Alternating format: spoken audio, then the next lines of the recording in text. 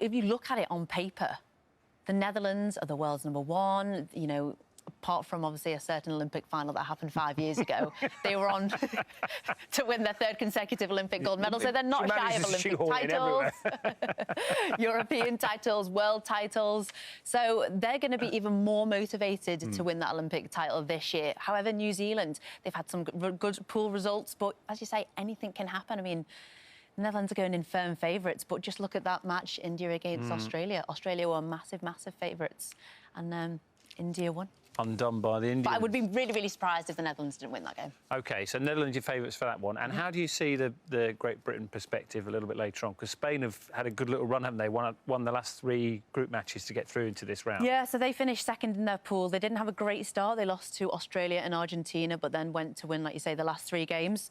It's a repeat, basically, of what happened in Rio. We played Spain in our quarter-final. We won that 3-1. So if we can get the same result, that would be brilliant. I think Great Britain are just starting to get a little bit of form. I mean, although we talk about the pool games, it's about getting through and then really, when you get to the business end, getting them results.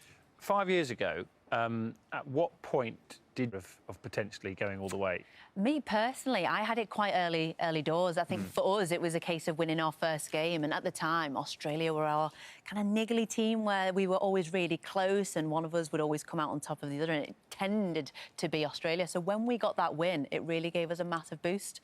But I think when we got to the USA game, which was our final group game, both of us were equal on points. And it was basically whoever's going to win this game is going to go through and get the best seeded place into the quarterfinals. And we beat the USA. I think we scored in the last few minutes to beat them 2-1. And at that point, I remember saying to my flatmate, Laura Unsworth, who's playing in the team in Tokyo, we kind of just looked at each other and we said, we're going to win this.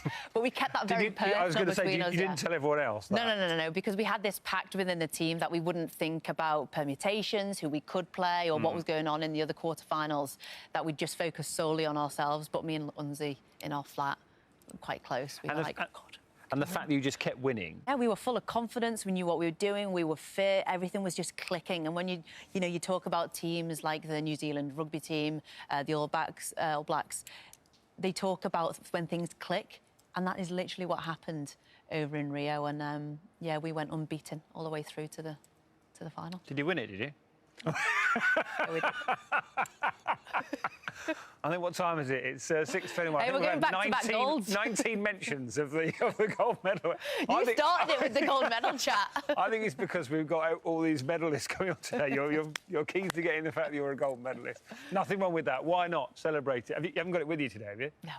I don't just carry it around in my handbag, Dad. She does. Team... And we've just talked, just one little hockey little bit of note. We just talked about the quarterfinal there with Team GB and Spain, and they're on at 1 o'clock this afternoon. Thank you. If you want to watch it. Now, as you know, this is a very different Olympic Games. COVID, of course, global pandemic and all those travel restrictions have meant there are no crowds at venues, although we have been treated to quite a bit of atmosphere from watching teammates and coaches. It's also been quiet in Tokyo, of course. The world's most populous city is very different. So we decided to send Rishi Prasad to see how it all feels.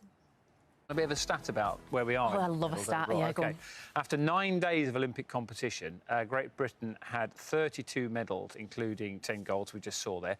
The total is slightly down from Rio, when it was 38 at that point, and in London in 2012 it was 37. But the next few days should bring Tokyo a little closer to that, because there are a number of medals available over the next few days. Good news. There you go. Good news. Should we head over to the real, most important medal table, Dan?